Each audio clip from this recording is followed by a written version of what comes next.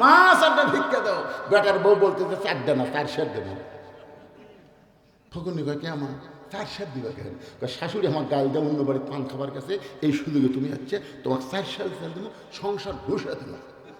কিন্তু ফকুনির বেটি শর্ত হলো এ কথা চাল কাউরি কয় না, তোমার 4 সের চাল দিলে বেড়া কাউরি করে না। ফকুনি আবার কি ঠেকা বলতে পার, সারাদিন ভিক্ষা করে 2 সারি পাই না, আরে একবারই 4 সের দরকার নেই কাকু কথা। ওই 4 সের চাল পাইয়া রাস্তাতে যাচ্ছে আর বলতেছে ওই বাড়ির বেটার বউ আমার 4 সের চাল দিল, কাউরি গান কই না, আমার কি ঠেকা পড়ছে কাকু কথা। এক লোক বলে ফকুনির বেটে কি হয়েছে, একলা একলা গল্প করে, ওই যে বাড়ির বেটার বউ গো আমাকে 4 সের চাল দিয়ে কইছে, কাউরি গান কই না, কাউরি কথা জাকি ভাই তাকি জাকি ভাই তাকি। চিন্তা করে দেখেন, যেই ফকুন্নি একটা ঝোলার চাল সামলাবার পারে না, যাত্রারে কয় সেই ফকুন্নি যদি বাংলাদেশ সামলাবার দেন, এই সামলাবার পারবি? এর আগে যা হসে হসে, আর কোনো ফকুন্নি চলবি না। এখন থেকে ফকিরের হাতে বাংলাদেশ থাকবি। তোর কথা নেই। মেয়েদের দিন শেষ, সবাই বলবেন মরদের বাংলাদেশ, নারীদের দিন শেষ। এরে মরদ মানুষ আপনার জোরে কর না কেন? আমার আগে দ্বিতীয় বক্তা ওয়াজ করে গেল কোরআনের আয়াত দিয়ে, আর রিজালু কাওয়ামুনা আলা নিসা, পুরুষেরা উপরে থাকবে নারীরা তলে থাকবে। এটা কি আমার কথা না আল্লাহর কথা? জোরে কর কার কথা? এখন জ্বালা জ্বালানি অস্থালি ঘর বানাচ্ছে ওই পদ্মার চর, মাছ ধরে বিক্রি করে। হঠাৎ একদিন উঠছে ঝড়, চাকায় ঘর, 1 ঘন্টা হয়ে যায় ঘর থামে না, ধুলাবাড়ি এমন ধরে উঠতেছে, জ্বালাকায় আমার পেশা লাগছে। জানেনি বলতেছে ইন্নাল্লাহ মাস সাবিরিন, ধৈর্য ধরেন, দরজা খোলা যাবি না, বালু এসে সব মেরে দেবে। যারা ইন্নাল্লাহ মাস সাবিরিন পড়তেছে কিন্তু পেশাব বুঝতেছেন না। নারী যতই পড়ি খালি কটকট করে, ঘরের কোনাত করি, বউকে না এত বড় মানুষ ঘরের কোনাত পেশাব করবেন, দুর্গন্ধ লাগবে। যারা স্বামী কয় তাহলে কি করি, বউ বলতেছে একটা কাম করেন, আপনি আমার কান্দর চড়েন, সেটা উপরে তালায় কাটে আপনার যন্ত্র মোতাবেক একটা স্যাপ করেন। বউয়ের কান্দর চড়ে স্বামী যন্ত্র মোতাবেক স্যাপ করে পেশাব করছে, 1 ঘন্টা হয়ে ঘর থামে না।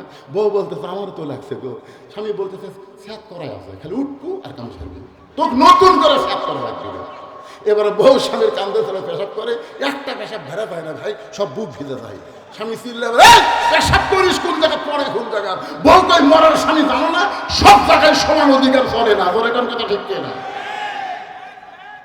সব জায়গায় সমান অধিকার চলবি। যেই কথা বলতেছিলাম, ওমর ফারুক মেয়েটাকে বললেন মা এখন তোমার বয়স কত? মেয়েটা বলতে 6 বছর বয়স ঈমান গ্রহণ করেছি, আর 12 বছর জেলখানায় বন্দি জীবন কাটাইছি। 6 আর 12 একত্র করলে কত হয়? ওমর ফারুক বললেন মা 18 বছরের একজন যৌবনা নারীর জন্য ইসলামের 1 নম্বর অধিকার হলো ভালো একটা ছেলের সঙ্গে বিবাহ বসা। আপনারা সবাই সুবহানাল্লাহ করেন না?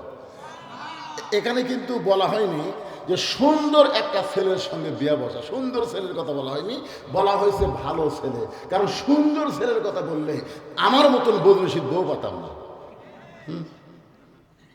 কারণ আমার মধ্যে সৌন্দর্যের কিছুই নেই। একে তো মাদ্রাসাত পড়া, দ্বিতীয়ত কালো, অধিকাংশ মেয়ের বাপ বলবে এটার সাথে শুনবি না। কিন্তু এখানে ক্যাপাসিটি হলো ভালো একটা ছেলে। ভালো ছেলে বলতে আপনারা কাদেরকে বুঝতেছেন? ভালো ছেলে কারা? এই শোনেন, মনোযোগটা শোনেন। ভালো ছেলে যেটা প্রথম আমাদেরকে ধরা লাগবে সেটা হলো যারা বিবাহে মহারণা নগদ দেয়, 1 টাকাও ডিমান্ড দেয় না, এরা হলো ভালো ছেলে। ধরে কেন কি ছেলে? মহারণা নগদ দেয়। মহারণা দেওয়া কি ফরজ, আর ডিমান্ড নেওয়া কি হারাম। আজকে আমাদের বাংলাদেশে অনেকেই দেখবেন বিয়াতে মহারণা বাকি আর ডিমান্ড নগদ। মেয়ের বাপ বলছে বিয়ের দিনই আপনাকে আগে দিয়েছি 40,000, বিয়ের দিনে আরো 10,000 দেবেন। এখন ছেলের বাবা এসে বিয়ের আগে বলতেছে বিয়াই আপনি তো 40,000 দিয়েছেন আর 10,000 টাকা। তখন 5,000 টাকা দিয়ে বলতেছে বিয়াই আজকে অনেক কষ্ট করে 5,000 দিচ্ছি, আর 5,000 বিয়ের 15 দিন পরে দেবো। তখন ছেলের বাপ বলতেছে আপনি জানেন ওয়াদা খেলাফ করা কি? আপনি জানেন ওয়াদা খেলাফ করা কি? আপনি আমাকে ওয়াদা দিয়েছেন আজকে 10,000 টাকা দিবেন, আর 5,000 দিয়ে বলতেছেন পরে দিব। আমি বললাম ভাইরে কি হচ্ছে? তখন মেয়ের বাপ বলতে হুজুর আপনি একটু আসেন। ছেলের বাপ বলতে হুজুর আপনি আগে বলেন তো ওয়াদা খেলাফ করা কি? আমি বললাম ওয়াদা খেলাফ করার মুনাফিকি। দেখেন আমার সঙ্গে মুনাফিকি করলো। আমি বললাম পাগলা ডিমান্ড নেওয়া কি? চিন্তা করে দেখেন, ভালো ছেলে বলতে তাদেরকে বোঝা যায় যারা বিবাহিতের মহলানা নগদ দেয়, 1 পয়সা ডিমান্ড নেয় না। যেই ছেলেটা মাথায় টুপি পরে মুখের দাড়ি রাখে, কোনোদিন দাঁড়ায় পেশাব করে না, 5 ওয়াক্ত নামাজ জামাতের সঙ্গে আদায় করে, এই ছেলেটা দেখতে যেমনই হোক ছেলেটা হলো ভালো ছেলে। ওমর ফারুক বললেন, মা তোমার তো ঘটকালি করার কেউ নাই, তোমার কোনো অভিভাবক নাই, আমি তোমার অভিভাবক হইয়া একটা ছেলের কথা বলতেছি, দেখো তোমার ছেলেটা তোমার পছন্দ হয় কিনা। মেয়েটা বলতেছি আমির আল মুমিনিন, তাহলে আপনি বলেন তো আপনার কাছে ভালো ছেলেটাকে। ওমর ফারুক বললেন, মা ছেলেটার বয়স হলো 22 বছর, লম্বায় হলো 6 ফুট 2 ইঞ্চি। ছেলেটার বয়স হলো 22 বছর, লম্বায় হলো 6 ফুট 2 ইঞ্চি, গায়ের রং ফর্সা, মুখের চেহারা চাঁদের মতন। ছেলেটার নাম হলো আব্দুল্লাহ, বাবার নাম হলো আমি ওমর। ছেলেটার যোগ্যতা হলো 6 লক্ষ হাদিসের হাফেজ, ছেলেটার যোগ্যতা হলো 30 পারা কোরআনের হাফেজ। আমার আব্দুল্লাহর সঙ্গে তোমার বিয়েটা দিয়া তোমাকে আমার বৌমা বানায়া আমার বাড়িতেই তোমাকে অধিকার দিবার চাই। লিল্লাহে তাকবীর। আপনারা বলেন তো অধিকার আছে না নাই? ওমর ফারুক বললেন, মা আমার আব্দুল্লাহর সঙ্গে তোমার বিয়েটা দিয়ে তোমাকে আমার বৌমা বানায়া আমার বাড়িতেই তোমাকে অধিকার দিবার চাই। বৌমা বানায়া ধরে কোন কি মা? ছেলের বউকে আপনারা কি বলেন? বৌমা। আমি রাজশাহীর বাগমারায় 3-4 বার বললাম ছেলের বউকে আপনারা কি বলেন? বৌমা। কিন্তু আমার পাশে সভাপতি আছে, এই কথা কয় না। আমি খালি চিন্তা করি কিন্তু সবাই বৌমা কয়, সভাপতি কয় না। তাই আমি বললাম, কে ভাই আপনার কি ছেলে নেই? যেরকম আমার ছেলে নেই, আমি জীবনে বৌমা পাবো না, কারণ আমার 3টাই মেয়ে। তা আপনি কি আমার দলে? তখন না হুজুর, আমার 2 ছেলে বিয়ে দিছি। তো তাহলে আপনার তো 2টা বৌমা আছে, আপনি কথা কন না কেন হে? তখন বলে, হুজুর আপনি যখনই বৌমা বলতেছেন তখন আমার কলজা জ্বলে যাচ্ছে, কারণ 2টা বেটা বিয়ে করাছে, আমি বৌমা পাইনি। এই 2টা হলো বউ দরজা। এই বিয়ে করানোর পর থেকে ওরা বাড়িতে এসে আমার 2 ছেলেকে এমন বুঝ দেওয়া দিছে, এখন আমার 2 ছেলে আমার ছেড়া শহরে থাকে আর আমার গ্রামে করে থাকে। আগে আমার ছেলে 2টা ভালো আছে, কিন্তু বিয়ে করার পরে কি মালদেশ ভালো। তা আপনি যখন বলেন বৌমা, তখন কলজাত আঘাত লাগে। হুজুর আমি বৌমা পাইনি, আমি পাচ্ছি বউ দজ্জাল। ধরে কোন বউ কি? এখন আপনারা যারা বেটা বিয়ে করাছেন আপনারা কি মাল পাচ্ছেন, বৌমা না বউ দজ্জাল? এখন আর সবাই কথা খায় না, বেটার বউকে বলা লাগবে বৌমা। কিন্তু বর্তমান পরিবেশে অনেক ছেলে আছে দেখবেন বইয়ের কথা মতো চলে, স্বামীর বইয়ের কথা মতো চলে, বউ যা বলে তাই শোনে। এরকম কিছু ছেলে আছে না নাই? যেরকম আছে না নাই? ওমর ফারুক বললেন, মা আমার আব্দুল্লাহর সঙ্গে তোমার বিয়ে দিয়ে তোমাকে আমার বৌমা বানায় আমার বাড়িতে তোমাকে অধিকার দিবার চাই। মেয়েটা বলতেছে, আমির আল মুমিনিন আপনার আব্দুল্লাহর চাইতে ভালো কোনো ছেলে কি দুনিয়াতে নেই? ওমর ফারুক বললেন, মা বর্তমানে আমার আব্দুল্লাহর চাইতে ভালো কোনো ছেলে আমার চোখে পড়ে না। মেয়েটা বলতেছে, আমির আল মুমিনিন আপনার চোখে হয়তো আব্দুল্লাহর চাইতে ভালো কোনো ছেলে না থাকতে পারে, কিন্তু আমার কাছে একটা ভালো ছেলের খবর আছে। ওমর ফারুক চমকে গিয়ে বলে, মা তোমার কাছে যে ভালো ছেলের খবর আছে সে ছেলেটাকে? মেয়েটা বলতে, ছেলেটার নাম হলো হোসাইন, আর বাবার নাম হলো হযরত আলী, মায়ের নাম হলো ফাতেমা, আর নানার নাম হলো মুহাম্মাদুর রাসূলুল্লাহ। এখন আপনি বলেন, আপনি বলেছেন ভালো একটা ছেলের সঙ্গে আমার বিয়ে বসার অধিকার আছে। এখন ভালো ছেলেকে আব্দুল্লাহ না হোসাইন? ওমর ফারুক বললেন, মা তুমি যে ছেলেটার খবর দিলা সেই হোসাইন আমার আব্দুল্লাহর চাইতে 1000 গুণ ভালো। মেয়েটা বলতে যে হোসাইনের মতন ভালো ছেলে থাকতে আপনার আব্দুল্লাহর সঙ্গে আমি বিবাহ বসবো, কারণ আপনি বলেছেন ইসলাম আমাকে ভালো একটা ছেলের অধিকার দিছে। তো ভালো ছেলে হুসাইন থাকতে আপনার আব্দুল্লাহর সঙ্গে আমি বিয়ে বসবো না। ওমর ফারুক মেয়েটাকে নিরাপদ আশ্রয় দিয়া পরন্ত বিকেলবেলা হযরত আলীর বাড়ির দরজায় গেলেন। বাড়ির দরজায় গিয়ে রাসূল বলেছেন, ওই বাড়িওয়ালাকে ডাক দেওয়ার আগে তুমি দরজা বরাবর একটা সালাম দাও। সালাম দেওয়া হলো নবীর সুন্নত। আপনার যখন কারো বাড়ি যাবেন বাড়ির দরজা দিয়ে কি দিবেন? আসসালামু আলাইকুম ইয়া আহলাল বাইত এই বাড়ির মধ্যে যারা আছো তাদের সকলের উপর আল্লাহ রহমত বর্ষিত হোক। এখন সালামের উত্তর যদি নাও আসে তাও দেওয়া লাগবে। আপনার যে গোরস্থানের পাশ দিয়ে যান, কবরের ধারে যান আপনারা, তো কবরের ধারে যে কি সালাম দেওয়ার কথা আছে না নাই? আপনার কি উত্তর পান? কিছুদিন আগে ফেসবুকে দেখলাম এক লোক গোরস্থানের মধ্যে ঘাস কাটতেছে, পাঁচির ধারে, চোরে করে কাট ধারে, তো এক লোকের পাঁচির ধারে আসসালামু আলাইকুম ইয়া আহলাল কবর, তখন চিল্লে বলতে ভাই আমার খবর ভালো না, সেই কথা ভালো না, আমি মারতে দিই, স্যান্ডেল জুতো চাইছে ফেলিয়ে দিই। ওই মনে করতে কে জীবনে বহুদিন সালাম দিলাম, উত্তর পাইনি। আসলে কি মরা কবর থেকে উত্তর দিছে না জেতাই মারছে? উত্তর পান বা না পান, সালাম দেওয়া হলো নবীর সুন্নত। আসসালামু আলাইকুম ইয়া আহলাল কবর। হযরত আলী দরজায় গিয়ে সালাম দেয়, আসসালামু আলাইকুম ইয়া আহলাল বাইত। এই সালাম দেওয়ার পরে হযরত ওমর একটা আয়াত পড়লেন, কোরআন থেকে একটা আয়াত পড়লেন, আম্মা সাইলা ফালা তানহার। আলী চমকে গেল, কে যে সালাম দিল সেটা তো হযরত ওমর, কিন্তু এই ফকিরের আয়াত কেন পড়লো? কিসের আয়াত? ফকিরের আয়াত, আম্মা সাইলা ফালা তানহার। হযরত আলী দরজা খুলে বলতেছে, ওয়ালাইকুম আসসালাম ইয়া আমির আল মুমিনিন, আপনি কবে থেকে আমার ভিক্ষা শুরু করলেন? ওমর ফারুক বলে, আলী রে, জীবনে যেই বিপদে পড়িনি আজকে সেই বিপদে পড়ছি। বলে কি বিপদ? বলে আমার জীবনে আমি কোনোদিন ঘটকালি করি নাই, আজকে তোমার হোসেনের ব্যাপারে একটু ঘটকালি করতে চাই। আলী বলতেছেন, আলহামদুলিল্লাহ, আপনার মতন মহান ব্যক্তি যদি ঘটক হয় পাত্রী অবশ্যই ভালো হবে। সুবহানাল্লাহ কন্যা কেন? ঘটক যদি ভালো হয় পাত্রী খারাপ হবে না ভালো হবে? এখন আমাদের বাংলাদেশের ঘটকের সাইজ দেখছেন, মিসাই মাথার টুপি দিয়ে 10 বিঘা জমি এক টানা পাই 60 বিঘা, ছেলের বাপে 60 বিঘা জমি। ভাই শহরে সেই বাসা, বাসা কিন্তু তিন সেট, শহরের ভিতরে না, শহরের এক সাইডে 3 সেট, 3টা ঘর আছে, আর ওই শহরের বাসা 3 তালা। এরকম ঘটক আছে না নাই? জোরে করে আছে না নাই? ঘটক যদি ভালো হয় তাহলে অবশ্যই পাত্রী ভালো হবে। ওমর ফারুক বলেন, আলী রে, পাত্রীর 1 নম্বর গুণ হলো 6 বছর বয়সে ঈমান গ্রহণ করেছে। পাত্রীর 2 নম্বর গুণ হলো 12 বছর তাকে জেলখানায় বন্দি জীবন কাটাতে হয়েছে। পাত্রীর 3 নম্বর গুণ হলো সকালবেলা 3টা করে চাবুক, বিকেলবেলা 3টা করে চাবুক মারছে, এরপরও মেয়েটা ঈমান হারা হয় না। ওমর,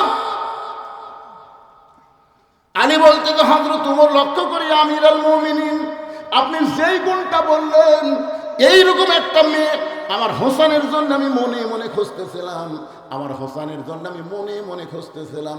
যে মেয়েটার 1 নম্বর গুণ হলো 6 বছর বয়স ঈমান গ্রহণ করছে, 2 নম্বর গুণ হলো 12 বছর ঈমানের পরীক্ষা দিয়েছে, 3 নম্বর গুণ হলো সকালবেলা 3টা চাবুক, বিকেলবেলা 3টা চাবুক মারছে, এরপরও ঈমান হারা হয় নাই। আমি মনে মনে এমন একটা মেয়ে খুঁজতেছিলাম। ওমর ফারুক বলে, আলী ভাই, আমার আব্দুল্লাহর সঙ্গে বিয়ে দিবার চাইলাম, কিন্তু মেয়েটা আমার আব্দুল্লাহকে চয়েস করে না, তোমার হোসেনকে করছে কামনা।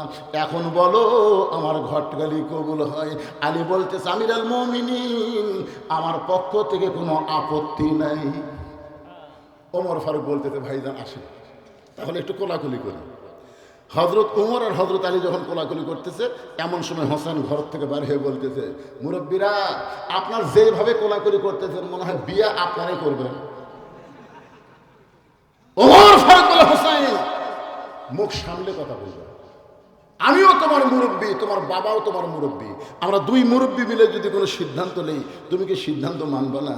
হোসেন বলতেছে, ইসলামে বেশি মুরব্বী মানা যাবে না, মুরব্বীকে সম্মান করা যাবে, মুরব্বী জানা যাবে, কিন্তু মানার মুরব্বী একজনই, তিনি হলেন আমার নানা। জোরে কান সুবহানাল্লাহ। যাকে তাকে মুরব্বী মানলে তবলিগের অবস্থা দেখছে, 2টা মুরব্বী মানার সাথে সাথে মারামারি। আগে কিন্তু মারামারি ছিল না। মুরব্বী যাকে তাকে মানা যাবে না, যাকে তাকে নেতাও মানা যাবে না। জোরে গান কথা ঠিক কি না? আল্লাহ কোরআনে বললেন, কুল, হে রাসূল আপনি বলেন, ইন কুনতুম তুহিব্বুনাল্লাহ ফাত্তাবিউনি ইউহিব্বুকুমুল্লাহ ওয়া ইয়াগফির লাকুম যুনুবাকুম ওয়াল্লাহু গফুরুর রহিম।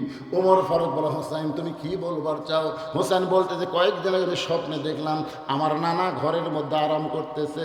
আমি দরজা দিয়ে বললাম, নানু ভাই আমি হোসেন একটু আপনার কাছে যাবার চাই। আমার নানা বলে, হোসেন রে খবরদাই তুই বিরক্ত করিস না, আমি এখন জান্নাতের মধ্যে আরাম করতেছি। আমি হোসেন চমকে গেলাম, যেই নানা ভাঙ্গা ঘরের মধ্যে কথা বলে সেই নানা জান্নাতে আরাম করতেছে। এটা কেমন জান্নাত দেখার জন্যে জানলার ফাঁক দিয়ে তাকায় দেখি আমার নানি উরাতকে বালিশ বানিয়ে দিয়েছে, আর সেই উরাতের উপর আমার নানা শুয়ে আছে। আমি রাগ করে বললাম, নানু ভাই নানির উরাতকে বালিশ বানিয়ে শুয়ে থাকলে কি জান্নাতে থাকা যায়? আমার নানা বললেন, হোসাইন তুই ছোট্ট মানুষ, তুই বুঝবি না, তোর নানির মতন বউ যদি কেউ ঘরে পায় ওই ভাঙ্গা ঘরটা আল্লাহর জান্নাত হয়ে যায়। ইয়া আমিরুল মুমিনিন, আমি সেই দিন সিদ্ধান্ত নিয়েছি আমার নানা যেমন বিয়ে করেছে আমি তেমনই একটা বিয়ে করব। আমার ভাঙ্গা ঘরকে আল্লাহ যেন জান্নাত বানায়। কারণ ভাবিয়া করিও কাজ, করিয়া ভাবিও না। বিয়ার আগেই ভাবা লাগতে হবে, বিয়ার পরে ভাবা যাবে। আজকাল অধিকাংশ পোস্তার কারণ হলো সেই রকম সুন্দরী গো, আর সোপা সোপা দেখে কাম সারছে। আপনারা জানেন হোসেনের বড় ভাইয়ের নাম কি? মাঝে মধ্যে গোপনে গোপনে কাঁদত। একদিন হোসেন বললেন, হাসান ভাই আপনি বিয়ার আগে ভালো আছেন, বিয়ার পরে এরকম গোপনে গোপনে কাঁদেন কেন? হাসান বলতে, তুই বুঝবি না। হোসেন বলে, না একসাথে থাকছি, একসাথে নানার কাছে গেছি, একসাথে আমরা দুই ভাই বড় হয়েছি, কি জন্য আপনি কান্দেন আমাকে বলেন? হাসান বলতে, তো ভাই হোসাইন আমি একটা বিয়ে করছি ভাই, আমার বউটা ভালো না, এই বইয়ের অত্যাচারে আমার গোপনে গোপনে কান্না করা লাগতেছে। হাসান রাদিয়াল্লাহু যাকে বিয়ে করেছিল এই মেয়েটার নাম হলো জায়েদা। জোরেগার নাম কি? ওই জায়েদার জীবনে পড়ে দেখবেন কুটনি, এর কথা ওর কাছে, ওর কথা ওর কাছে, এতটুকু কথা এত বড় করেছি। এরকম মেয়ে মানুষ আছে না নাই? জোরে কান আছে না? এখন ভিক্ষা করে রয়েছে ফকুর নেই, মা চারটা ভিক্ষা দাও। বেটার বউ বলতেছে চারটা না, 4 সের দেবো। ফকুর নি কয়, কে আমার 4 সের দিবা কেন?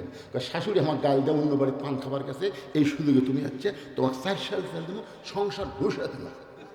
কিন্তু ফকুরনির বেটি শর্ত হলো এ কথা চাল কাউরে কয়ে না, তোমার 4 সের চাল দিলে বেড়া কাউরে করে। ফকুরনি আমার কি ঠেকা বলতে বা, সারাদিন ভিক্ষা করে 2 সেরই পাই না, একবারই 4 সের দরকার নেই, কাকু কম ওই 4 সের চাল পায়া রাস্তাতে যাচ্ছে আর বলতেছে ওই বাড়ির বেটার বউ আমার 4 সের চাল দিল, কাউরে গান কয়ে না, আমার কি ঠেকা বলছে কাকু কম। এক লোক ধরে ফকুরনির বেটি কি হয়েছে একলা একলা গল্প করে, ওই যে বাড়ির বেটার বউ গো আমাকে 4 সের চাল দিয়ে কইছে, কাউরে গান কয়ে না, কাউরে কম জাকি ভাই তাকি, জাকি ভাই তাকি। চিন্তা করে দেখেন, যেই ফকুন্নি একটা ঝোলার চাল সামলাবার পারে না, যাত্রারে কয় সেই ফকুন্নি যদি বাংলাদেশ সামলাবার দেন, এই সামলাবার পারবি? এর আগে যা হসে হসে, আর কোনো ফকুন্নি চলবি না। এখন থেকে ফকিরের হাতে বাংলাদেশ থাকবে। তোর কথা ঠিক। মেয়েদের দিন শেষ, সবাই বলবেন মরদের বাংলাদেশ, নারীদের দিন শেষ। এর মরদ মানুষ আপনার জোরে কর না কেন? আমার আগে দ্বিতীয় বক্তা ওয়াজ করে গেল কোরআনের আয়াত দিয়ে, আর রিজালু কাওয়ামুনা আলান নিসা, পুরুষেরা উপরে থাকবে নারীরা তলে থাকবে। এটা কি আমার কথা না আল্লাহর কথা? জোরে কর, কার কথা? এখন জ্বালা জ্বালানি অস্থায়ী ঘর বানাচ্ছে ওই পদ্মার চর, মাছ ধরে বিক্রি করে। হঠাৎ একদিন উঠছে ঝড়, চাকায়ের ঝড়, 1 ঘন্টা হয়ে যায় ঝড় থামে না, ধুলে বাড়ি এমন ধরে উঠতেছে, জ্বালাটায় আমার পেশা লাগছে। জানেনি বলতেছে ইন্নাল্লাহ মাস সাবিরিন, ধৈর্য ধরেন, দরজা খোলা যাবে না, বালু এসে সব মেরে দেবে। যারা ইন্নাল্লাহ মাস সাবিরিন পড়তেছে কিন্তু পেশাব বুঝতেছেন না। নারী যতই পড়ি খালি কটকট করে, ঘরের কোনাত করি, বউকে না এত বড় মানুষ ঘরের কোনাত পেশাব করবে, দুর্গন্ধ লাগবে।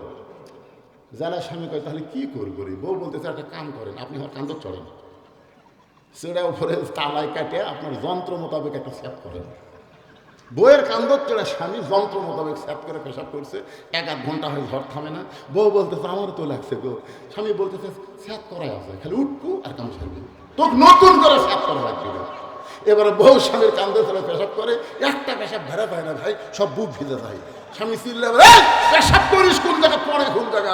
বউ কই মরার স্বামী জানো না, সব জায়গায় সমান অধিকার চলে না। ধরে কোন কথা ঠিক না? সব জায়গায় সমান অধিকার চলবি? একটু মনোযোগ দিয়ে শুনবেন মা, আপনি যখন মা হবেন তখন আপনার দাম বাবার চাইতে বেশি, কারণ মায়ের পায়ের তলি সন্তানের জান্নাত। আলহামদুলিল্লাহ বলেন। যে কথা বলতেছিলাম একটু খেয়াল করেন। হোসাইন বলতেছে আমিরুল মুমিনিন, বিয়ে যদি করতে হয় আমার নানা যেমন বিয়ে করছে, আমি কেমন একটা মেয়েকে বিয়ে করতে চাই। ওমর ফারুক বলতেছে হোসাইন, আমি যে মেয়ের ঘটকালি করতেছি এই মেয়েটা ভালো হবে, তোমার নানির মতোই হবে। হোসাইন দৌড়ে গিয়ে বাবার হাত ধরে বলতেছে আব্বা আপনি বলেন তো আমার মা আপনার কেমন বউ? আমার মা আপনার কেমন বউ ছিল বাবা? আপনি যেমন বিয়ে করে আপনি খাতুনের জান্নাত পাচ্ছেন, সুবহানাল্লাহ করেন। আমার মা হচ্ছে খাতুনের জান্নাত, আপনার দুনিয়ার বাড়িটাও জান্নাত। আমার নানা যেমন বাড়ি জান্নাত করছে আমিও তেমন একটা বিয়ে করতে চাই। ওমর ফারুক বলেন হোসাইন, আমি যে মেয়ের ঘটকারি করতেছি বাবা এই মেয়েটাও ভালো, যে মেয়ে আমার 3টা প্রশ্নের উত্তর দিবার পারবে। ওমর ফারুক বলে বাবা কি 3টা প্রশ্ন? হোসেন বলতেছে আমি যাকে বিয়ে করব তার সামনেই প্রশ্ন করব, অন্য কাউকে কোনোদিন প্রশ্ন শোনাবো না। ওমর ফারুক বলে আলী রে, হোসেন যে 3টা প্রশ্ন করবে তোমার কি জানা আছে? আলী বলতেছে জীবনের প্রথম শুনলাম। ওমর ফারুক বলে যে প্রশ্ন তো উত্তর তুমি জানো না, প্রশ্নই জানো না, আমি ওমরও শুনি নাই, তাহলে মেয়েটা কেমনে উত্তর দিবে? ওমর ফারুক কাঁদতে কাঁদতে মেয়েটার কাছে গিয়ে বললেন মা আমার আব্দুল্লাহকে বিয়ে কর মা, তোর জীবন শান্তিময় হবে। মেয়েটা বলতেছে আমিরুল মুমিনিন খালি একটা বার বলেন আপনার আব্দুল্লাহ হোসেনের চাইতে ভালো, তাহলে আমার কোনো আপত্তি নাই। ওমর ফারুক বলতে যেটা নয় সেটা কেমনে বলবো? মেয়েটা বলতেছে আপনি কিন্তু বলেছেন ইসলাম আমাকে ভালো ছেলের সঙ্গে বিয়ে বসার অধিকার দিয়েছে, তাহলে হোসাইন ভালো থাকতে ওমরকে আব্দুল্লাহকে কেন বিয়ে করব? ওমর ফারুক বলে মা হোসাইন সেই মেয়েকে বিয়ে করবে যে 3টা প্রশ্নের উত্তর দিবার পারবে, যেই প্রশ্ন তার বাবাও কোনোদিন জানে না, আমিও কোনোদিন শুনি নাই, তাহলে তুমি কেমনে উত্তর দিবা? মেয়েটা ঘরের ভিতর থেকে বলি আমিরুল মুমিনিন হোসেন কি 3টা প্রশ্ন করবে আমি জানি না, তবে আমার ঈমান বলতেছে আমি না পারলে আমার আল্লাহ পারাবে। লিল্লাহি তাআলা ইন্নামাল মুমিনুনা আল্লাযীনা ইযা যুকিরাল্লাহু ওয়াজিলাত কুলুবুহুম ওয়া ইযা তুলিয়াত আলাইহিম আয়াতুহু জাদাতুহুম ঈমানাও ওয়া আলা রাব্বিহিম ইয়াতাওয়াক্কালুন। মেয়েটা কি কইছে যে হোসেন কি 3টা প্রশ্ন করবে আমি জানি না, কিন্তু আমার ঈমান বলতেছে। তোরে কোন কি বলতেছে? ঈমান বলতেছে আমি না পারলেও। আজকে আপনাদের ঈমান কি বলতে দেখেন, সারা জীবন কোরআনের ওয়াজই শোনা যাবেন, বাস্তবেই কোরআন বাংলাদেশে দেখার ঈমান আপনাদের আছে না নাই? তোরে কোন আছে না নাই? ঈমানের বলে বলিয়ান হয়ে কথা বলা লাগবে ভাইজান। আগের দিন বাঘে খাসে, আগের দিন বাঘে খাসে। ওই আপনার ধরে চাষটার গল্প করেন এমনি এমনি কাম হবে। চারিদিকে তাকায় দেখেন পরিবর্তনের ছোঁয়া লাগছে, জোরে কর কথা ঠিক কিনা? আর সেই দিন নাই, মানুষ এখন বোঝা শুরু করছে, মানুষ এখন বোঝে আমার ভোট আমি দিব, যাকে খুশি তাকে দিব, সেই দিন আর নাই। আমার ভোট আমি দিব, ভালো মানুষ দেখে দিব। জোরে কর কথা কর না গান। আল্লাহর বান্দারা একটু মনোযোগ দিয়ে শোনেন। মেয়েটা যখনই বলেছে আমিরুল মুমিনিন হোসেন কি 3টা প্রশ্ন করবে আমি জানি না, তবে আমার ঈমান বলতেছে আমি না পারলেও আমার আল্লাহ পারাবে। সঙ্গে সঙ্গে ওমর ফারুক এক দৌড় এসে বলতেছে আলী ভাই। আলী বলতেছে এখনই কান্দতে কান্দতে গেলেন, আবার আছেন? ওমর ফারুক বলতেছে তারিখ করবেন। হোসেন ঘর থেকে বের হয়ে বলে কিসের তারিখ? ওমর ফারুক বলে বিয়ের তারিখ না রে, বিয়ের তারিখ। তুমি যে 3টা প্রশ্ন করবা তার উত্তর দিবার পারবে কি পারবে না তারই তারিখ। আলী বলতেছে যেই প্রশ্ন আমি জীবনে শুনিনি, আপনিও জানেন না, আর সেই প্রশ্নের উত্তর নিয়ে দিবি। ওমর ফারুক বলতেছে আলী মেয়েটা এমন কথা বলেছে ঈমানের বলে বলিয়ান হয়ে, আমার বিশ্বাস মেয়েটা একলা নাই, মেয়েটার সঙ্গে আমার আল্লাহ আছে। জোরে কর না সুবহানাল্লাহ। আপনার বলেন তো যার সাথে ঈমান আছে, যার ভিতরে ঈমান আছে, তার সাথে আল্লাহ আছে না নাই? মাশাআল্লাহ। অহুয়া মাকুম আইনামা কুনতুম। একটু খেয়াল করবেন ভাইজান, ঈমানের দাবি যদি কোরবানি হয় সেই দাবি ঘরে বসে থাকা নয়। ঈমানের দাবি হলো কিছু বিনিময়, সেই বিনিময় যদি কলিজার ঘাম হয়, সেই ঘাম দিতে যেন তৈরি থাকি। ওগো দয়াময় আমার আল্লাহ দয়াময়। আল্লাহু আকবার। নির্দিষ্ট তারিখ মোতাবেক প্রশ্নের উত্তরের তারিখ, নির্দিষ্ট তারিখ মোতাবেক ডান পাশে হযরত ওমর বসে গেছে, ডান পাশে কে, আর বাম পাশে হযরত আলী, আর মাঝখানে হলো হোসেন। বসার সাইজটা খেয়াল করেন, ডান পাশে হযরত ওমর বসে গেছে, বাম পাশে হযরত আলী, মাঝখানে হোসেন। সামনে একটা চাদর দেওয়া হয়েছে, চাদরের ওই পারে ওই 18 বছরের যুবতী মেয়েকে বসানো হয়েছে। এখন আপনাদের কাছে আমার প্রশ্ন হলো, সামনে চাদর দেওয়ার কারণ কি? সবাই বলা লাগবে, সামনে চাদর দেওয়ার কারণ কি? আরো জোরে, জোরসে বলুন। এই যে বেগম মমতাজ, নাম শুনছেন আপনারা? সংসদের মধ্যে একটা গান গাইছিল আল্লামা শফি হুজুর, আল্লামা শফি রহমতুল্লাহ আলাইকে লক্ষ্য করে। শফি হুজুর নাম শোনেন? আগে হেফাজতের দিন আমির ছিল শফি হুজুর। এই শফি হুজুরকে লক্ষ্য করে 2 টাকার মমতাজ একটা গান গাইছিল। ওরে শরীয়তের মাওলানা, সব 2টা করলা কানা, মনের পর্দা বড় পর্দা তোমরা খুঁজে পাইলা না, তেতুল হুজুর বুঝলো না। আল্লামা শফি রহমতুল্লাহ আলাইকে বলেছে তেতুল হুজুর, ধরে কোন কি হুজুর? আর গানের মধ্যে কি বলছে? মনের পর্দা বড় পর্দা তোমরা খুঁজে পাইলা না। মনের পর্দা যদি বড় পর্দা হয়, ওমর ফারুকের মন ভালো না খারাপ? কথা তাই বলতেছে না তো কি খারাপ মনে করতেছেন? ওমর ফারুকের মন ভালো না খারাপ? হুসাইনের মন ভালো না খারাপ? আলীর মন ভালো না খারাপ? তাহলে সামনে চাদর দিয়ে কি বুঝাইল? মনের পর্দা পর্দা না, পর্দা হলো আল্লাহর আইন। পর্দা কার আইন? আল্লাহর আইন রে ভাই। আজকে পর্দার আইন চালু না করে এখন অ্যাসিড মারলে মৃত্যুদণ্ড, ধর্ষণ করলে মৃত্যুদণ্ড, যত আইন করেন কাম হবে না। কারণ ঘরের মধ্যে শুটকি মাছ রেখে বিড়ালের উপর আইন দিচ্ছেন, ছুটি খালে 20টা ব্যাট মারব, কিন্তু দরজা খোলা থাকছে। বিড়াল এসে দেখবি কে রে, লাখ টানবি, আর ঘরের দিকে যা দেখবি দরজা খোলা। যায় দেখে খাটের তলে পাতিলে ঢাকনা নাই। আপনার বলেন তো বিড়াল 20 মিনিট টাইম পাবি? ওই 20 মিনিট ছাড়াই শুরু করবি। এই 20 মিনিট ছাড়া শুরু করেছিল শেখ মুজিবুর রহমান, শহীদ প্রেসিডেন্ট জিয়াউর রহমানের। সে ধর্ম নিরপেক্ষতাকে লাথি করে বিসমিল্লাহ শুরু করছে। জোরেখান কথা ঠিক কিনা? আজও বাংলাদেশে তারা বিসমিল্লাহর বিরুদ্ধে, বুঝবেন তারা আল্লাহ নবীর বিরুদ্ধে। কথা কন না কেন ভাইজান? কিছু নাস্তিক আমাদের দেশে আছে না ভাই? শহীদ প্রেসিডেন্ট জিয়াউর রহমান ইসলামের মূল মন্ত্র নিয়ে 34 বছর বাংলাদেশকে খেদমত করেছেন। খেদমত করেছেন তিনি, খেদমত। তার পোশাক আশাকে চালচলনে কেউ বলবে না সে ছিল প্রেসিডেন্ট, সে ছিল খাদেম। দুনিয়া থেকে যখন বিদায় নিলেন, তখন তার ভাঙ্গা সুটকেসে পাওয়া গেল জায়নামাজ আর আল্লাহর কোরআন। সুবহানাল্লাহ।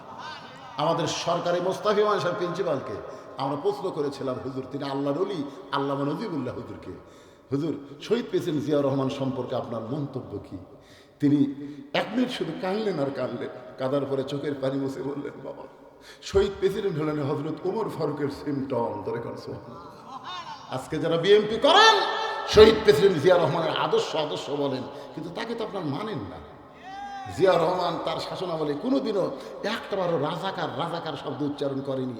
কারণ তিনি যাকে প্রধানমন্ত্রী বানাইছিলেন তিনি ছিলেন পিস কমিটির লিডার শাহিদুর রহমান। জনগণ কথা ঠিক কিনা? খালেদা যে 91 সালে যখন সরকার গঠন করলো, তখন তাকে প্রেসিডেন্ট বানানো হলো, তার নাম কি? আব্দুর রহমান বিশ্বাস, 1 নম্বর রাজাকার। আজ পর্যন্ত তারেক জিয়া যত ভাষণ দিয়েছে রাজাকার শব্দ একটা বড় মুখ দিয়ে উচ্চারণ করেনি। কিন্তু এই শালা চামচেরা 2 টাকার নেতা আছে, তারা কথাই কথায় রাজাকার বাংলা ছাড়। চিন্তা করে দেখেন, এত বছর কাদের সঙ্গে কাঁধ মিলে জামাত, বিএনপি সহ অন্যান্য দল হাসিনার বিরুদ্ধে আন্দোলন করেছে। দরকার কথা শিখিয়ে দেয় একই আইন বাগের মধ্যে, এক বাগলত বিএনপি ভাই শুয়ে আছে, আর এক বাগলত হবে। আমার বলতে হুজুর আপনি কি ঠান্ডা লাগছে? ভাই রে আমার কেমন ঠান্ডা একটু বেশি লাগছে, ওর কম্বল আমার গেল। 2 ভাই আমরা একই জায়গা ছুঁতে থেকে হাসিনার বিরুদ্ধে আন্দোলন করছি। আর শালা কি হলো এই 24 আগস্টের পরে, হায় হায় কেউ আর কেউ দেখতে পারে না। শোনেন, জামাত বিএনপি যদি এইরকম শত্রুতা শুরু করে দেয়, যে কোনো সময় হাসিনা আবার ঠুস করে ঢুকবে। ঠুস আমাদের এক হয়ে থাকা লাগবে। আমার বাড়িতে আমরা চার ভাই আমরা। আমার বড় ভাই আওয়ামী লীগের 1 নম্বর নেতা। আর আমি তো বুঝতেছেন কোন দল, বুঝতে পারতেছেন না। আর আমার ছোট 2 ভাই 2 কলেজের প্রফেসর, এরা 2জন বিএনপি। যখন আমার মা আমাদেরকে খাবার দিত, আমার মাছের মাথা দিত আমার মা, হুজুর মানুষ তো। তখন আর বড় ভাই আমার সাইডে বসে খা খা, পুলিশ ঘুরতেছে খা খা। মানে আমার বড় ভাই পুলিশ ঘুরলে মনে করে আমাকে ধরে বেড়াচ্ছে, আওয়ামী লীগ করে তো। তখন আমি বলতেছি ভাইদার, আপনি আমার খা খা বলতেছেন, পুলিশ ঘুরতেছে, আপনি খান ভাই, কিন্তু আজরাইল ঘুরতেছে ভাই। ভাই কই কে রে? পুলিশ আমাকে ধরবে ছাড়বে, কিন্তু আজরাইল যদি ধরে ভাই আপনাকে ছাড়বে না। ওই আমার কথা খুব একটা গুরুত্ব দেয় না। কিন্তু 24 সালের 5 আগস্টে যখন হাসিনা গোষ্ঠী শুদ্ধ পড়ে গেল, তখন আমার ভাই আর মাদেশার মসজিদ ফেরে টুপি মাথার দিয়া ভাই মসজিদ সিজি ক্যামেরা দেখা গেল আমার বড় ভাই মসজিদে। আমি বাইরে এসে সালাম দেওয়া লাগে, খবর কি? তোবা পড়া ভাই, তোবা পড়া। কিসের তোবা? আওয়ামী লীগ করবো না, যার মেম্বার থেকে প্রধানমন্ত্রী পর্যন্ত পড়ে যায় এই দল আর করবো না ভাই, তোবা পড়া রে, তোবা পড়া। কি মনে করতেছেন ভাই?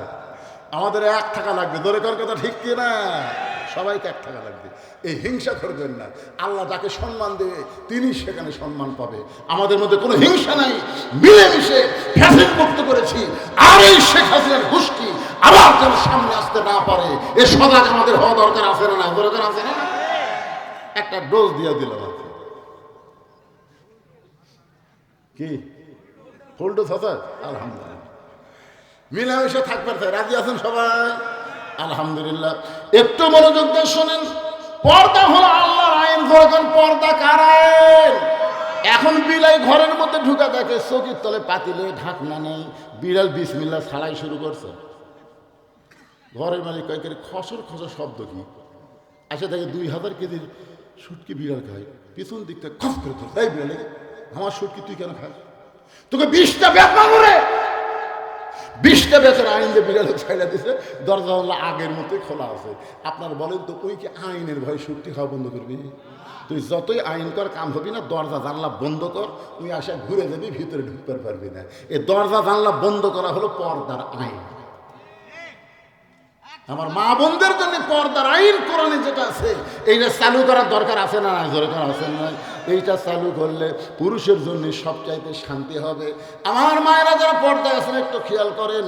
এবার ওমর ফারুক বলে, হোসাইন এখন তুমি প্রশ্ন শুরু করে দাও, তুমি 3টা প্রশ্ন করবা, এখন তুমি প্রশ্ন শুরু করো। এবার হযরত হোসেন দাঁড়িয়ে বলতেছে, রে মেয়ে, তুমি একা একা বসে আছো, তাই বলে মনে করো না তুমি একলা হয়ে গেছো। আমি হোসাইন বড় একা হয়ে গেছি। ওমর ফারুক বলে, হোসাইন তুমি কি পাগল হয়েছো নাকি? তোমার ডান পাশে আমি বসে আছি, বাম পাশে তোমার বাবা বসে আছে, তারপরে তুমি একলা কেমনে হলে? হোসেন বলে, মেয়েরে, আমার 2 পাশে 2জন মহামানব বসে আছে। এরা শুধু দেহ নিয়ে আমার পাশে বসে আছে, কিন্তু মনে মনে মনে মনে তোমার পক্ষ নিয়েছে। আপনার বলেন তো, ওমর ফারুক কার পক্ষে? ওমর ফারুক কার পক্ষে? হযরত আলী কার পক্ষে? কিন্তু বসে আছে।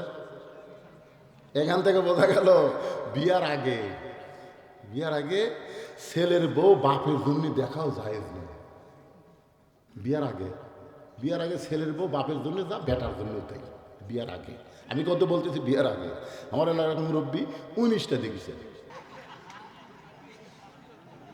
একটা খ্রিস্টান বলেছে, তার নাম লেপনিয়ান, সে বলেছে একটা ভালো সন্তান চাইলে একটা ভালো মায়ের দরকার, বাপের দরকার না, মায়ের দরকার।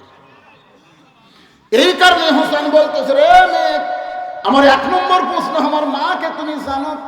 সঙ্গে সঙ্গে মেয়েটা পর্দার উপর থেকে বলতে, হোসাইন আমি আপনার মাকে চিনি।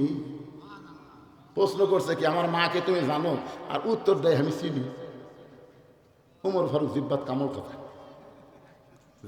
খাওয়ার কারণ হলো 3টার উত্তর তো দূরের কথা, একটাতে আউট। প্রশ্ন করলো কি আর মেয়েটা কইলো কি? আর হযরত আলী চোখ দিয়ে দর দর করে পানি পড়তেছে, আর হোসাইন মুচকি মুচকি হাসতেছে। 3 জন বসে আছে, 3 জনের রূপ 3 রকম। কি মনে করতেছেন? ওমর ফারুক জিব্বাত কামড় খাওয়ার কারণ হলো 3টা তো দূরের কথা, একটাতে আউট। আর হযরত আলীর চোখটা দরদর করে পানি পড়তেছে এই কারণে, আমি হোসেনের মাকে পুরাপুরি চিনবার পারি নাই, আর তুই কেমনে চিনবি? আমি স্বামী হইয়াও তাকে পুরাপুরি চিনবার পারিনি, স্বামী হইয়াও চিনবার পারবো না। কি বুঝতেছেন? স্বামী হইয়াও পুরাপুরি চিনবার পারি, তুই কেমনে চিনবি? গভীর রাত্রে হযরত আলী ফাতেমাকে দাফন করার পরে আল্লাহর কাছে যখন হাত তুলে বলে, আল্লাহ আমার ফাতেমার প্রতি তুমি কবুল করো, এ কথা বলার সঙ্গে সঙ্গে তাকায় দেখে সামনে কয়েকটা পুরাতন কবর দেখা যায়। এই মাত্র ফাতেমার নতুন কবর দিল, সেই নতুন কবর নাই। গোটা জান্নাতুল বাগে হযরত আলী দৌড়ায় বলে, ফাতেমার কবর, ফাতেমার কবর। কে যেন ডাকতে বলে, আলী রে, তুই স্বামী হওয়ার পরও বান্দি ফাতেমারে চিনিসনি। আমি আল্লাহ তাকে জোহরা ডিগ্রি দিয়া তার কবরটাকে কিয়ামত পর্যন্ত পর্দা করে দিয়েছি, আর কোনোদিন খুঁজে পাবি না। যারা কন্যা সুবহানাল্লাহ, যার কবরকে আল্লাহ পর্দা করে দিছে। আর মেয়েটা কি কয়, আমি চিনি। চিনবার গেলে দেখা লাগবে তো, তিনজন যুবক বসে গল্প করতেছে, কে আমাকে পাড়ার মধ্যে কার বউ সবচেয়ে সুন্দরী?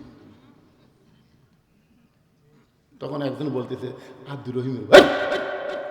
তুই জানিস না উত্তর পাড়ার করিমের বউ দেখছো? আর বউ সুন্দর, আর বউ সুন্দর। তোরা কেমনি? দেখছি হুজুর। আপনারা বলেন তো, পাড়ার ছেলেরা কারো বইয়ের সুন্দরী তারিফ করতেছে, ওই স্বামী কোনোদিনও জান্নাতের যাবে না, কোনোদিনও না, লেখা নেই।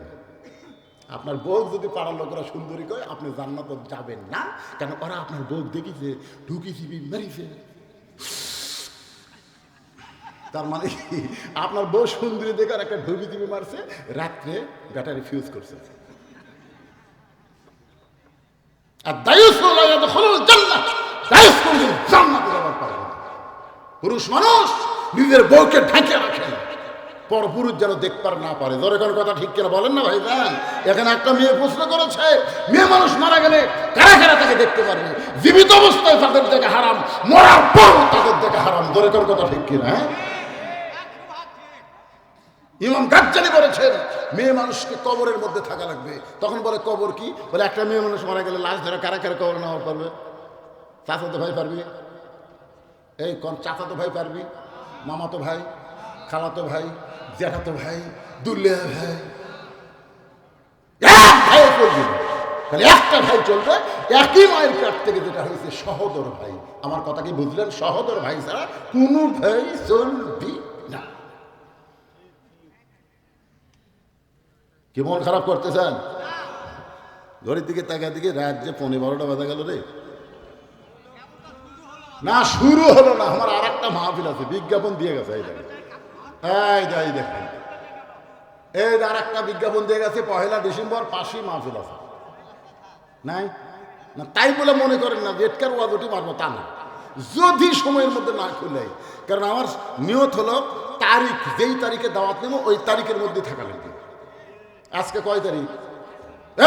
কয় তারিখ? 24-এর মধ্যেই থাকা লাগবে। 12টার পরে 25 তারিখ পড়বি, 1 তারিখে দাওয়াত দিয়ে আর 1 তারিখে ওয়াজ করা যায় না, শোনাও যায় না। কি করবেন ভাই? একটু মনোযোগ দিয়ে শোনেন। হযরত আলীর চোখটা দরদর করে পানি পড়তেছে। সঙ্গে সঙ্গে মেয়েটা বলে, হোসাইন আপনি প্রশ্ন করলেন, আমি উত্তর দিলাম, হলো কি হলো না, একটা বিচারক যে কথাও বলেন না। ওমর ফারুক বলে, কেমনে হবে? তোমাকে প্রশ্ন করেছ মাকে তুমি জানো, আর উত্তর দিলামই চিনি, তুমি কেমনে চিনবা? সঙ্গে সঙ্গে মেয়েটা বলে, হোসাইন আপনার মায়ের চোখের ভুরু জোড়া ছিল। হোসাইন আপনার মায়ের বাম গালে কালো একটা তিল ছিল, থুতুরির তরে লাল একটা দাগ ছিল। সঙ্গে সঙ্গে হযরত আলী দাঁড়িয়ে বলতেছেন, মা যা বলছিস মা, আর বলিস না, কারণ আমার 3 জনের মধ্যে একজন পরপুরুষ আছে। যা বলছিস মা, আর বলিস না, আমরা 3 জনের মধ্যে একজন পরপুরুষ। জোরে বলেন, পরপুরুষের নাম কি? জোরে কন। যে উমর সম্পর্কে রাসূল বলেছেন, আমার পরে কেউ যদি নবী হতো না কেন উমরকে আল্লাহ নবী বানাই দিয়েছে, সেই উমর যদি পরপুরুষ হয়, তাহলে পীর মুরিদের বইয়ের জন্য কি পুরুষ? এই পীর মুরিদের বইয়ের জন্য কি পুরুষ? তা আপনারা যে পীর বাবা বানাচ্ছেন, বাবা আপনারা বলেন পীর বাবা হয়? বাবা কয়টা? বাবা 3টে। তিনটা বাবা, একটা হলো আদি বাবা আদম আলাইহিস সালাম, জাতির বাবা ইব্রাহিম আলাইহিস সালাম, আর জন্ম দেওয়া বাবা। এই তিনটা বাবার মধ্যে ডবল করা যাবে না। কেউ যদি বলে আমার দুই বাপে জন্ম দিতে, বুঝবেন ওর জন্মে ভেজাল আছে। কেউ যদি বলে জাতির পিতা দুইটা, বুঝবেন ওর জাতির মধ্যে ভেজাল ঢুকছে। আদি পিতা কয়জন? সবাই জমা করে বলেন কয়জন? সঙ্গের সঙ্গে আলী বলতেছেন, মা চোখের ভুরু জোড়া ছিল, তুমি কেমনে বললাম? আমি বলতে পারবো, কারণ ফাতেমা আমার বিবি। রাসূল বলেছেন, কোন স্বামী বইয়ের ভুরুর মাঝখানে যদি একটা চুমা দেয়, মহব্বত করে, আল্লাহ তার আমল নামায় একটা অমরা হজের সওয়াব দেয়। সুবহানাল্লাহ। তো কোলা কার কার ভুরু? হ্যাঁ, বইয়ের। আবার তো অন্য কারো ভুরুত মারেন না, বুঝলেন না? বইয়ের ভুরুত মারালে, বেয়ে ভুরু দেখতেছেন, আপনার বইয়ের ভুরু জোড়া না ফাঁক আপনারা দেখছেন কোন? হুজুর আমাকে কোনো টাইম আছে নাকি? যে আলুর দাম কমেছে হুজুর, ওই দিক টাকা না টাকা এ খালি সবসময় কাজ করে। বারে এইবারে চিন্তা করতেছে, এবার আলু মনে হয় কম লাগাবে, এরকম মনে করে। ও রে বাবারে, এরা আরো চেতিছে। লাভ নাই হেলে আর লাভ নাই জেলে, কথা ঠিক। এরকে সরম নাই, এই আরে আলুর দাম নাই, আবার টাইম নাই তো, বইয়ের দিকে তাকানোর টাইম আছে? আলী বলতেছেন, মা ফাতেমার বাম গালে কালে একটা তিল ছিল, আমি বলতে পারি থুতুর তলে একটা দাগ ছিল, হোসেন বলতে পারে, কিন্তু তুমি কেমনে বললাম? মা কারণ তুমি যেই দেশের জেলখানায় বন্দি ছিলে, ওই দেশের নাম হলো রোম দেশ, ওই দেশের জেলখানা থেকে তুমি কেমনে বললে? মা মেয়েটা বলতেছে, মুরব্বী ওই রোমের জেলখানায় শেরদিল কারারক্ষী সকালবেলা 3টা করে চাবুক মারতো, বিকালবেলা 3টা করে চাবুক মারতো। আমার দেহের এমন কোনো জায়গা নেই যে জায়গায় চাবুকের আঘাত লাগে নাই।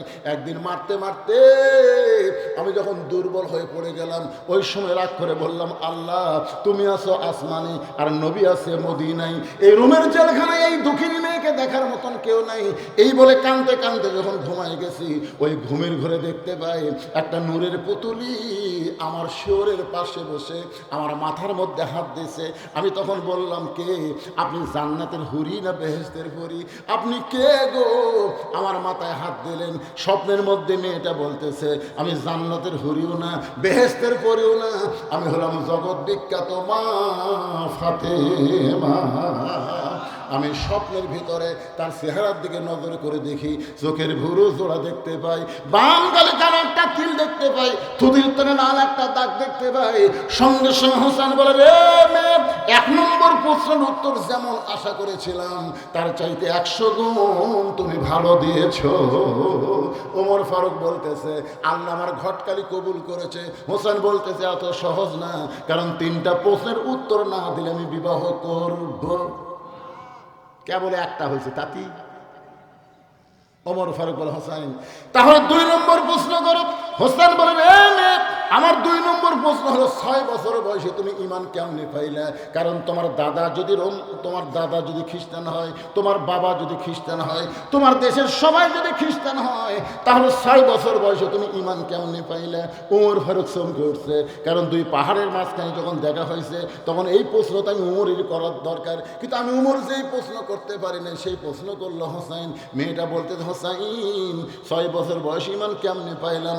যদি শুনতে চান তাহলে শোনেন, আমি দুনিয়ার সাধারণ কোনো ঘরের মেয়ে না, আমার দাদা হলো রোম সম্রাট কাইসার।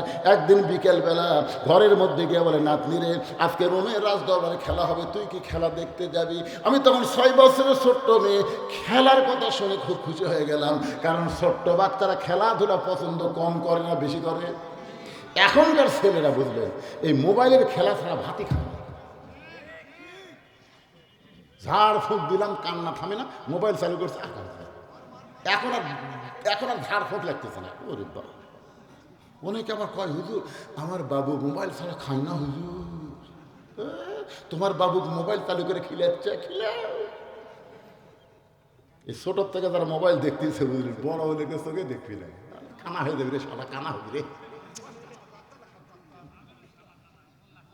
এই যুবকের, এই পাবজি খেলে, ফ্রি ফায়ার খেলে, মার মার মার মার করছে, মার মার।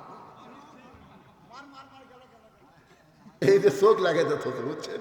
এক ছেলে রাস্তার ধারে দিকে মার মার খেলতেছে, কেউ নাই, ওই একলাই বসে থাকে। তখন ওই দিক দেখতে কুদতে যাচ্ছে, চিন্তা করতেছে, কে এমন ভাই বসে আছে, লড়া নাই চড়া নাই, কুত্তা মনে করছে গাছের গোড়া, বুঝতে, এই গাছের গোড়া করে যে পেশাব করে দিতে ঠ্যাং তুলে, তখন কি হলো যে কুত্তে পেশাব করে গেল, শালা মা মা কুত্তে মেরে থেকে গেল। ধরে কথা কর না কেন ভাই রে?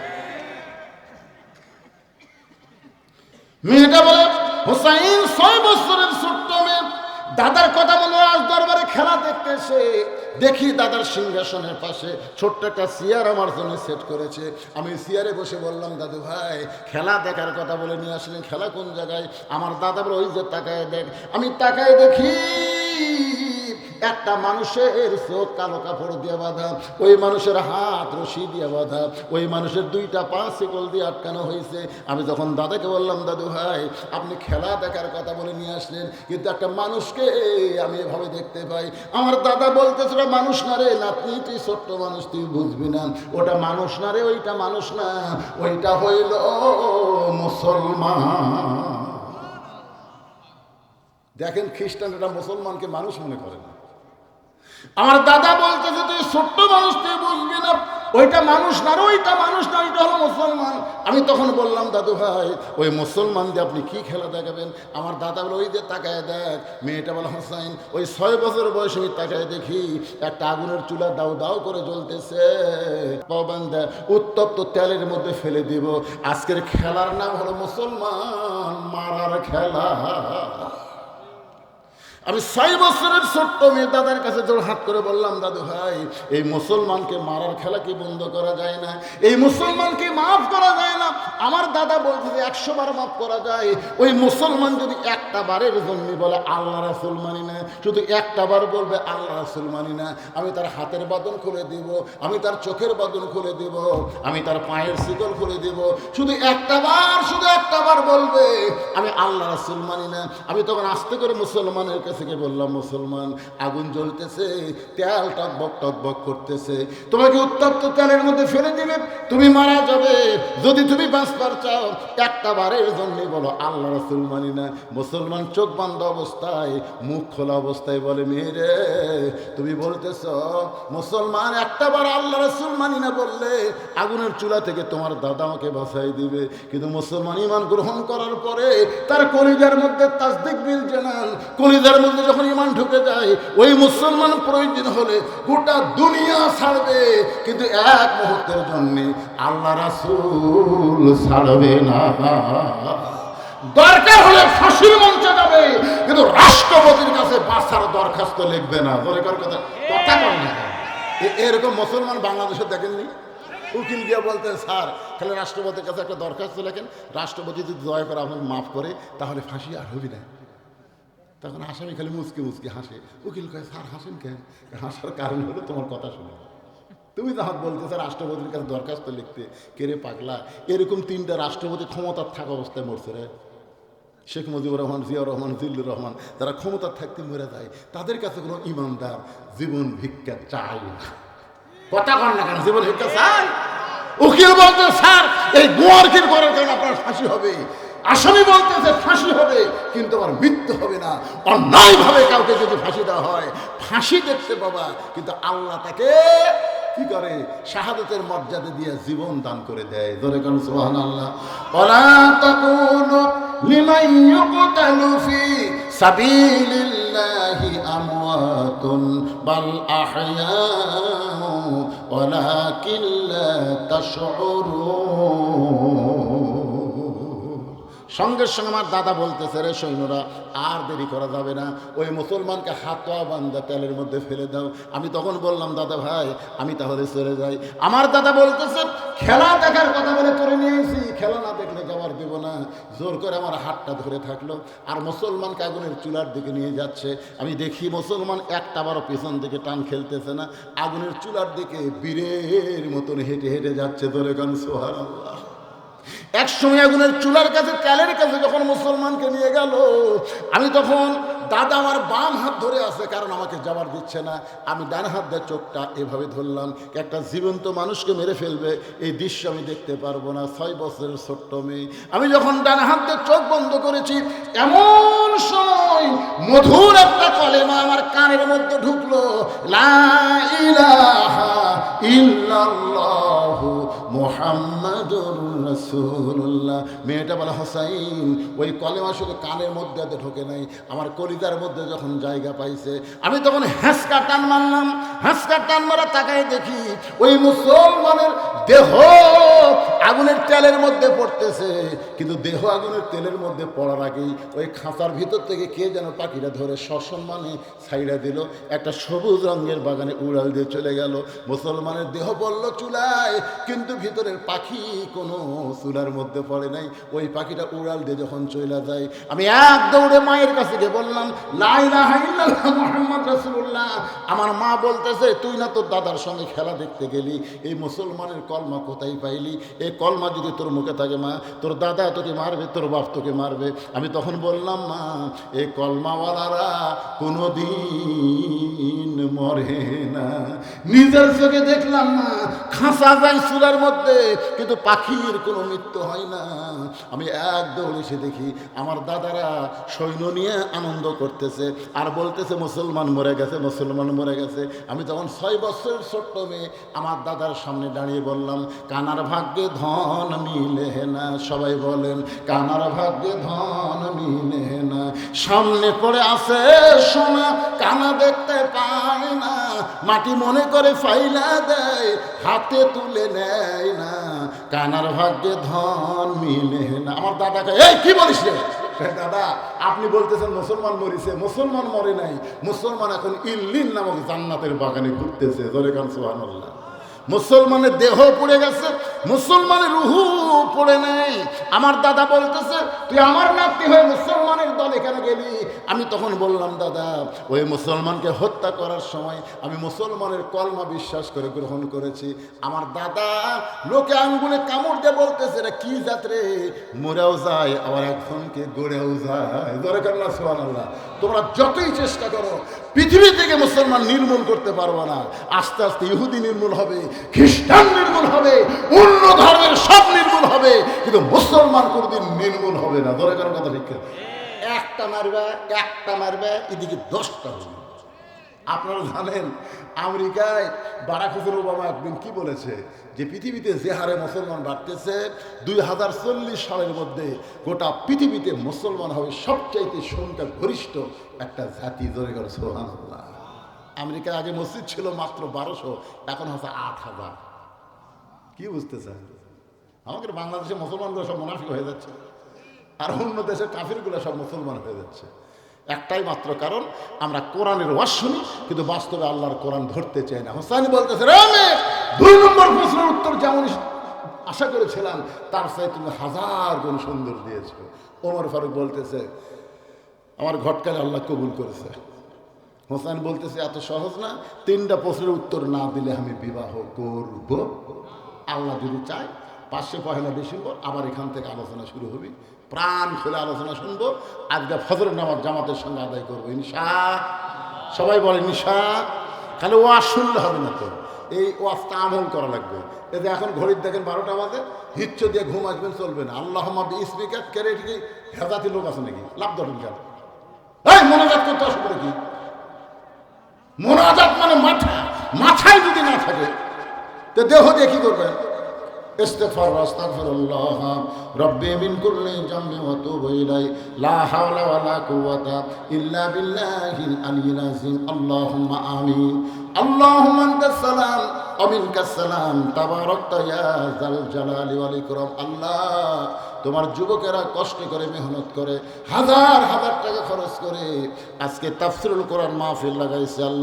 আল্লাহ মেহেরবানি করে যে যুবকগুলো আজকের মাহফিল আয়োজন করেছে সব যুবকগুলোকে আল্লাহ তুমি 5 ওয়াক্ত নামাজি কবুল করে নাও। আল্লাহ, আজকের মাহফিলে সন্ধ্যা থেকে রাত্রি 12টা পর্যন্ত কষ্ট করে আরামের বাড়ি আমার ঘুমকে বাদ দিয়ে যারা ওয়াজ শুনলো, আল্লাহ তাদের সকলকে কবুল করো। আয় আল্লাহ তাআলা, আজকের মাহফিল ওসিলা আমাদের সবাইকে হেদায়েত দান করো। আল্লাহ 5 ওয়াক্ত নামাজ আমাদেরকে কবুল করে নাও। আল্লাহ, আজকের মাহফিলের শুরু থেকে শেষ পর্যন্ত যত আলোচনা হয়েছে এর মধ্যে যদি ত্রুটি হয়, ভুল হয়, মাফ করে দাও। এর যা হাদিয়া মঞ্জুর করো সোনার মদিনায় নবী পাকের রওজা মুবারকে আল্লাহ কবুল করে নাও। তামাম আম্বিয়া কেরাম, আসহাবে কেরাম, তাবিঈন কেরাম, উম্মাহাতুল মুমিনিন শহীদ শহীদান জান্নাতুল বাকি জান্নাতুল মাসহ পৃথিবীর যত গোরস্থানে যত মুর্দা শুয়ে আছে আল্লাহ সবাইকে জান্নাতি কবুল করে নাও। আল্লাহ আমরা যারা হাত তুলেছি আমাদের জনম দুঃখনী মা যাদের কবরে গেছে, দরদের বাবা যাদের কবরে, আল্লাহ বাপার কবরকে জান্নাতে টুকরা বানায় দাও। সকলে বলেন রব্বির হামহুমা কামা রব্বায়ানি সগীরা। পর্দার অন্তরাল আমার মা বোনের আওয়াজ শুনল আবিদা সালিহা পর্দানিশি কবুল করে মা ফাতেমার চরিত্র দান করো। আজকের মাহফিলের সম্মানিত সভাপতিকে আল্লাহ তুমি কবুল করো। আজকের মাহফিলের সম্মানিত সহসভাপতিকে আল্লাহ তুমি কবুল করো। আজকের মাহফিলের সুদীজন অতিথিকে আল্লাহ তুমি কবুল করো। আলেম ওলামাদের কবুল করো, হাফেজকারীদের কবুল করো, হাদিস সাহেবদের কবুল করো, যুবকদেরকে কবুল করো, কচি কাঁচা বাচ্চাদেরকে আল্লাহ তুমি কবুল করো। আল্লাহ মিডিয়া ভাইদেরকে আল্লাহ তুমি কবুল করো। আমাদের সবাইকে আল্লাহ তুমি মাফ করে দাও। কত মানুষের জানাজার নামাজ